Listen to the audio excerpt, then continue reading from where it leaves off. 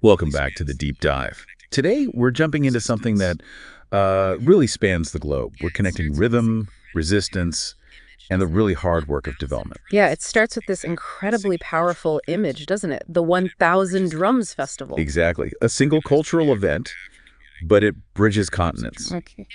Organized by the African diaspora community right there in Leipzig, Germany. And what's great about the sources we have today is that it's not just about the festival program. Right. We've got the detailed plans for the 7th International Inter- and Socio-Cultural Leipzig Afrika-Festival, sure. But we also have documents on their GAM-Kids Children's Aid Project in the Gambia. And that crucial map. Yeah. The one showing Leipzig's own post-colonial history. Mm-hmm. It forces us to look deeper than just, like, a celebration. It really highlights the dual focus of the group behind it all. Y.I.L.P International EV, that's Youth Integration Livelihood Improvement Project. Yeah, doing essential integration work locally in places like Leipzig, and then the significant development work overseas with GAM-Kids. It's quite something. How they managed to juggle these two things, putting on this amazing, culturally rich event in Germany, while also tackling serious development needs thousands of miles away in the Gambia. Well, I think that's the aha moment for you listening. You realize this vibrant cultural expression, the festival, it's actually a form of economic and political action. Okay. It's the engine, the platform that lets them directly challenge historic exploitation and ongoing inequality, both right there in Europe and back in their countries of origin. So we're literally connecting, say, street names in Leipzig that honor colonial figures. Yeah, to the very real need for preschool supplies in Sukuta, Gambia. It's that direct. And driving all this huge effort is this powerful belief, this credo they mention, from musician Damien Ballando. Ah, yes. The drum knows no borders, no countries, no skin color. The drum speaks the language of the heart and connects the people. It's such a hopeful idea, isn't it, that culture, rhythm can be this ultimate unifier. So let's dive into that unity, starting with the festival itself planned for 2025. Okay, so picture this. The 7th International Africa Festival of 1000 Drums. It's set for November 22nd and 23rd, 2025. Right, at Garage Ost in Leipzig. And the timing, late November, tells you something. This isn't like a casual summer street fair. No, exactly. It suggests something more focused, maybe more intense, a 2-day cultural immersion indoors. And the organizers, Y.I.L.P, they're really specific about what this event is, but also, crucially, what it is not. Mm-hmm. They define it as inter- and socio-cultural. That points towards broad participation, really inclusive. Barrier-free, family-friendly, and this is key for access. Completely free entry. Yeah, that's huge. And the goals they state, they go way beyond just having a good time. These are like proper civic aims. Like what specifically? Things like dismantling stereotypes, fostering real cultural participation and pluralism, promoting genuine intercultural exchange. Oh, and networking artists locally, regionally, internationally. So they're really seeing culture as a tool for social change, not just entertainment. Absolutely. That comes through so clearly when they explicitly reject historical colonial practices. You mean the line where they say it's not a Lexiker Volkerschau? Exactly that. Which translates pretty chillingly to a human exhibition or ethnographic display, a practice totally rooted in that colonial mindset of objectifying people. Wow. So stating that up front is a major political statement. It really is. It shifts the whole dynamic. It's not about gazing at the exotic other, which was the point of those old human zoos in Leipzig. It's about dignified, mutual cultural exchange. And they back that up with rules, too, right? Oh, yeah. Stronghouse rules, protecting image rights, personal rights, specifically calling out stalkers, Nazis, racists, and even criminal spies. Criminal spies. That's intense. It signals they're creating a protected space, actively defending against hate, appropriation, maybe even surveillance, a safe zone for the African diaspora community. Okay, so the festival isn't just celebrating culture. It's actively creating a space of resistance right there in Germany. Looking at the program itself, how does this more than drums idea play out? Well, the educational side is huge. They offer extensive free percussion and dance workshops for all ages. It's about authentic cultural transfer. And look who's leading them. Kairaba Sarr, a master drummer at Djembe Fola. Right, someone who's performed internationally with the Senegal National Ballet. Being a Djembe Fola isn't just about rhythm, it's about history, storytelling, culture embedded in the music. And then there's Sean Gracie, too. Yeah, someone who studied in the U.S. and Guinea, now dedicated to teaching West African drumming in Germany. It shows they're serious about high-quality, authentic instruction, getting past the surface level. Okay, so workshops definitely more than just performance. What else? There's an African bazaar mentioned? Food, drinks, crafts, trade goods, the usual vibrant marketplace feel. But then, critically, there's the open forum. The speaker's corner. Exactly. Specifically for perspectives on migration, diaspora, Africa, exile. This is where the music pauses, and they make space for political discussion, for illuminating migrant experiences. Integrating serious dialogue right into the festival. Yeah. And then, to kind of bring the energy back up, they have after-show parties at night, DJ Hammer Crew, Afro beats, Latin music, so it's a full experience, day and night. Let's talk about the music lineup for 2025. Yeah. You mentioned that balance between tradition and contemporary sounds. What highlights the deep traditional side? Oh, definitely the group Sangwi Kiago Zonangagara, the Burundi National Ensemble drummers. Okay. The source description is fascinating. It says their drums are truly talking drums and that they perform Kirundi ceremony in the middle of the drums. The Kirundi ceremony in Leipzig. Yeah, and these guys have won international awards, UNESCO recognition. In many Central African traditions, drums aren't just instruments. They're historical records, they communicate politics, ritual. Seeing an authentic Kirundi ceremony, which is deeply spiritual, performed in a German venue. That's a powerful statement of cultural sovereignty. Reclaiming the sacred from, historical spectacle. Precisely. And then you see the fusion side. Korofola Jalike Kuyate and Roots Reggae Manding. That's a merger of groups, showing how West African manding traditions evolve. And maybe the clearest example of the diaspora experience in Germany is the Teacher Oliver Band. I think so. Based in Holly, but originally from Tanzania. They mix reggae, Afrobeat, traditional East African sounds. But listen to the languages. Sung in Swahili, Kiao, German, and English. Right. That linguistic mix is the reality for many in the African diaspora in Germany, carrying heritage, but actively part of the German cultural scene, too. And finally, the ultimate expression of that credo about the drum connecting people, the interactive community concert. This is where it all comes together, literally. They invite everyone, attendees, regardless of skill, to bring their own instruments. Any instrument. Yeah, traditional, modern, homemade, whatever. And they all play together in this huge concert/jam session, often led by a master like Jemfola Alpha Uler. It's like a sonic democracy. It is. It flips the audience from passive watchers to active creators, living out that belief that the drum breaks down borders, connects hearts right there in the room. So the festival provides the platform, the learning, the political space. And the engine behind it is Y.I.L.P International, founded in Leipzig, 2016, by young folks from Gambia and Senegal. And they're not operating in a vacuum. They're supported by the City of Leipzig's Migration Integration Department, working with groups like the Central Council of the African Community in Germany. They're established, right? That institutional backing is important. But let's dig into the actual practical work they do every day. Y.I.L.P is a registered nonprofit, a diaspora association, and their mission is clearly twofold. Let's talk about the integration work first. Right there in Germany, in Leipzig and Erfurt. This is the I.I.L.P integration, fostering understanding, cooperation between cultures, and it's all voluntary, unpaid work by the association members. So what does that look like on the ground for someone newly arrived? It's really about navigating the system. German bureaucracy, society, it can be overwhelming. So they offer practical, really essential help. Orientation courses, help with all the administrative stuff, residence permits, work applications, you name it. Assisting with doctor's visits, clinic appointments, even just handling official letters and correspondence. Stuff that's incredibly difficult if you don't speak the language fluently or understand the system. Exactly. They act as that vital bridge, that cultural and administrative translator. It's crucial grassroots support that bigger institutions might miss. Okay, so that's the local focus.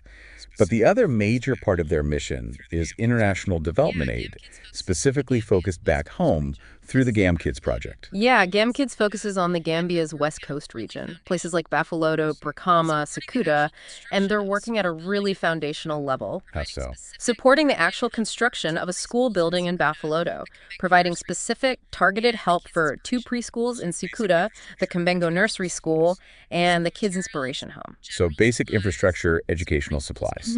School materials, general supplies, supporting school sponsorships for individual kids. And their approach to this aid, their operational stance, seems really important to them. Very principled. Absolutely critical. They run these projects with a strict ethical code.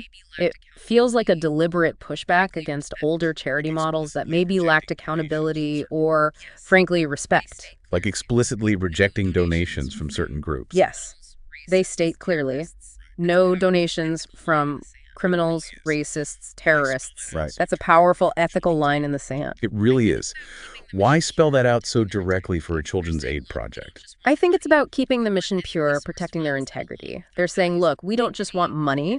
We want ethically sourced funds that align with our values of dignity and anti-racism. Connecting their anti-racist work in Europe directly to their funding for kids in Africa. Precisely. It reinforces that this is about justice, not just aid. And accountability is huge, too. They use regular international bank transfers, sure, but they also send a delegation at least once a year. Usually February or March. Right. To hand over funds personally, check on the projects, see the facilities, keeps things transparent, ensure if the money goes where it's intended. And the point about protecting the children's image rights in Gambia, using photos and videos minimally. That's vital. It's a direct refusal of what's often called poverty porn. Using exploitative images of suffering kids to guilt-trip donors in the West. Right. Y.I.L.P avoids that completely. They emphasize the dignity of the children, the families, the communities they support. It's a stark contrast to older, often dehumanizing charity approaches. They're raising funds based on the strength of their cause, not on showcasing deprivation. Okay, so to really understand why GAN Kids is so necessary, we need to look at the context in the Gambia.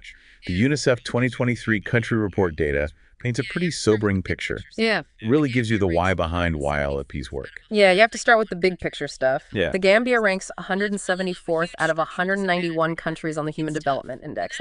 That's really low, a huge structural disadvantage right now. It's tough.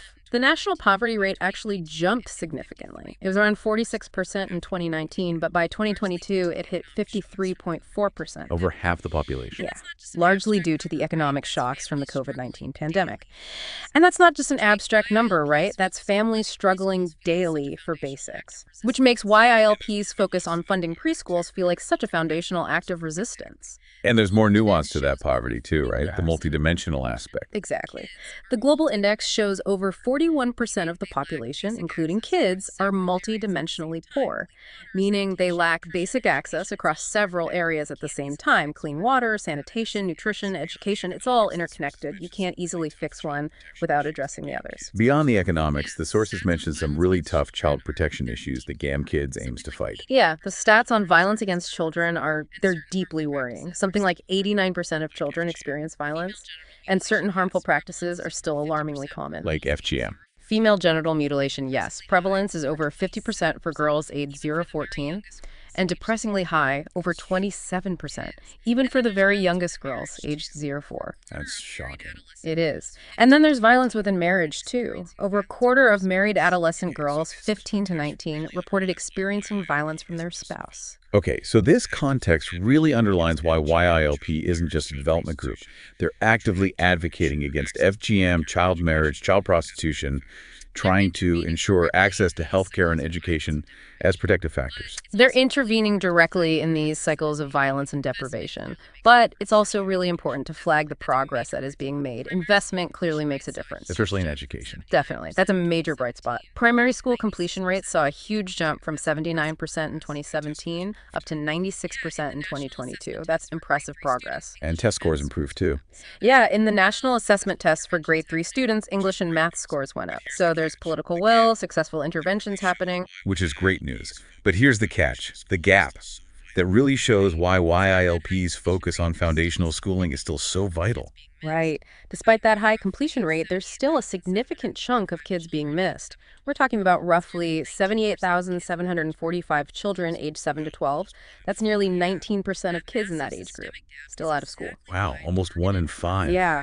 That massive systemic gap is exactly why targeted efforts like Y.I.L.P's focusing on early years on basic infrastructure are so crucial. They're hitting that last mile challenge in getting kids into education. And UNICEF tackled this too with their Zero Out of School Children project, using a really interesting method. Very innovative. Imagine trying to enroll almost 30,000 kids who were previously out of school, which they did in October 2023. Logistically, that's huge. How'd they manage it so quickly? They used WhatsApp, Basically set up WhatsApp groups to collect registration data rapidly from schools across the country. Got data from over 90% of schools in just 2 weeks. Using simple existing tech to overcome huge hurdles. That's smart. Very smart. Shows how agility can make a real difference. And finally, on health, there are positive trends too. Maternal mortality dropped significantly between 2013 and 2022. Under 5 mortality also down. So there's hope. Progress is possible. Absolutely. These health gains, the education progress, they counter the narrative of just challenges. They frame Y.I.L.P's GEM Kids work not as mere charity, but as a really critical targeted intervention aimed at securing basic human rights education, health, safety against these big systemic disadvantages, many of which, let's be honest, have roots in historical global inequality. Okay, so we started with this vibrant festival happening in Leipzig, but now we need to pivot back to that city itself, because the place hosting the 1000Drums Festival has its own history, a past that makes Y.I.L.P's stance against things like the Volkerschau and their integration work feel absolutely necessary. Yeah, this is where that map comes in, post-colonial traces in Leipzig. It's designed as a tool for critical awareness. How does it work? It uses layers. Right. Transparent layers showing how colonial history connects to everyday life today and to global inequality. It's not abstract history. It's mapping the physical and cultural scars of power and trauma onto the city. What are the layers? There are 5. Racist realities and resistance, politics of remembrance, trade and exploitation, exhibiting humans, and knowledge production. They show how colonialism is literally built into the streets, the institutions, the memory of Leipzig. Let's start with maybe the most visceral one, exhibiting humans. We mentioned Y.I.L.P rejecting the Leipzig Volkerschau. What was the reality of those? It's pretty grim. The founder of the Leipzig Zoo, Ernst Pinker, lived 1844 to 1900. He was central to this. From the zoo's opening, he exhibited people from colonized regions right alongside the animals. Alongside animals? Yes, but reducing entire cultures, complex human beings to objects of curiosity, spectacle for European audiences. It's that fundamental dehumanization that underpins colonial thinking. And the human cost was real. The sources mentioned victims. Tragically, yeah. The identities of many people exhibited are just lost, unknown. But there is a concrete trace of this violence. There's a grave at the Leipzig South Cemetery, the Südfriedhof. Whose grave? It's the grave of a Musukuma man. He was an involuntary participant in the 1897 East African exhibition. His burial place is right there in the city, a quiet marker of the trauma and, frankly, the mortality linked to these shows. Moving to the present day, the layer on racist realities and resistance shows this history isn't just history, right? It echoes today. Absolutely. The map points to recent examples of explicit racism, things like blackfacing being used as advertising, once by a student carnival group in 2010, another time by a travel agency in 2012. Using racist characters for promotion. Yeah, it shows that visual language of colonial dehumanization is still active, still being used. And then there's the documented threat of violence. How bad is it? Well, the map cites that in 2013 alone, there were 58 documented right-wing and racially motivated attacks in Leipzig. 58 in 1 year. Yeah. But crucially, the map also highlights the resistance. It notes the monument erected in 2013 for Kamal Kilede. He was murdered. Yes, in a racist attack in 2010. The monument, put up 3 years later, serves as this public act of remembrance, making the violence visible, honoring the victim, and acting as a warning. And there are other symbols of resistance, too, like the Patrice Lumumba monument. Right. Honoring the first prime minister of independent Congo, murdered in 1961, Leipzig actually erected a monument to him that same year. The bust was stolen in 97, but significantly, it was re-erected in 2011. So a continued statement of solidarity with anti-colonial struggles in the city's public space. Exactly. Now, let's look at the politics of remembrance layer. This is fascinating and kind of disturbing, how colonial ideas are just baked into street names, monuments. How the city officially remembers or doesn't remember its past. Pretty much. Leipzig still has streets honoring key figures of colonialism, like Ernst Hasse Strasse, named back in 1929. Who was Ernst Hasse? Not just any politician. He was a major proponent of colonial conquest, managing director of the Pan-German League, a radical nationalist group pushing German dominance, racial hierarchy. Naming a street after him basically endorses that ideology. And Ratzelbogen and Ratzelstrasse? Named much later, in the 1990s. Yeah, honoring Friedrich Ratzel, another proponent of colonial thinking, member of the German Colonial Society. These aren't just neutral historical figures. Keeping these names means the city is still uncritically venerating people who actively promoted inequality and expansion. It's that systemic thinking Y.I.L.P seems to be pushing against. Right. And then you have things like the Colonial Stone, What's that? a monument that used to say, "Germans remember your colonies." The inscription was erased during the East German era, but now it just sits there. No critical context, no explanation, just a silent monument to colonial revisionism. So some streets were renamed, but mostly the colonial legacy remains unchallenged in the cityscape. That seems to be the case. Some renaming happened in the 40s and 50s, like Windhoeker Strasse changed to Siggerstrasse. But a full, critical look at all the colonial names and monuments still seems to be pending. Okay, finally, the trade and exploitation layer. This connects Leipzig's economic power directly to colonialism. Yes, this shows the money trail, the engine behind it all. Take the Leipzig Cotton Mill, LBS, founded 1884. A major industrial player in Leipzig. Huge. And it operated massive cotton and sisal plantations in what was then German East Africa, modern Tanzania. We're talking direct colonial resource control funding Leipzig industry. And this wasn't peaceful trade. Far from it. The company actually increased its investment after a local resistance, the Maji-Maji War, was brutally put down by German colonial forces. So violence paved the way for more profit. Exactly. The defeat of the resistance led to more European-run plantations, employing thousands of African laborers, often under harsh conditions, specifically to ship cotton back to Leipzig. It directly links Saxony's textile boom to mass violence and exploitation in East Africa. And other Leipzig businesses were involved too. Oh, yes. Geseke and Devrient, the big money printers founded in Leipzig in 1852, they printed the colonial rupee currency for German East Africa, literally creating the money for the colonial economy. Even architecture reflects it. Yeah, look at the facade of Café Riquet, commissioned in 1908. It uses that kind of exotic style linked to the cocoa trade with East Asia, and sometimes includes depictions of, quote, black servants. So colonial ideas literally built into the walls, still visible today. Transmitting those ideas through the cityscape, proving that those old structures of trade and power still echo today in the economic imbalances between the global north and south. Hashtag synthesis and conclusion. Okay, so let's try and pull these threads together. We have this incredibly dynamic diaspora group, Y.I.L.P, running this vibrant festival in Leipzig, funding schools, protecting kids in the Gambia. Very future-focused, very active. And then you contrast that with the host city, Leipzig itself, still grappling with these deep, often unacknowledged colonial traces. Human zoos, straight names honoring racists. What does this duality tell us about diaspora activism now? I think it shows these groups are operating in this space of like simultaneous celebration and confrontation. It's integrated post-colonial leadership, really. How so? The festival isn't just a party, it's a strategic mobilization of agency. They're using culture to generate resources for tangible solutions, schools, materials, anti-FGM work, poverty relief, addressing the exact problems rooted in global inequality and colonial legacies. While at the same time, forcefully demanding that the German society they live in confront its own history. Exactly. Their event is intentionally, proactively anti-racist, anti-colonialist, built on dignity. That inherently challenges the unaddressed past of the city they call home. So the cultural work, the music, the workshops, it directly funds tangible change in Gambia. While simultaneously pushing for a decolonization of memory and public space in Germany. Yeah. That's what's so powerful. They're applying knowledge, creating measurable results across continents. The source material had that line. Knowledge is most valuable when understood and applied. We've seen the huge challenges in places like Gambia, poverty, FGM, kids out of school, and we've seen the ongoing struggle with racist legacies in Leipzig.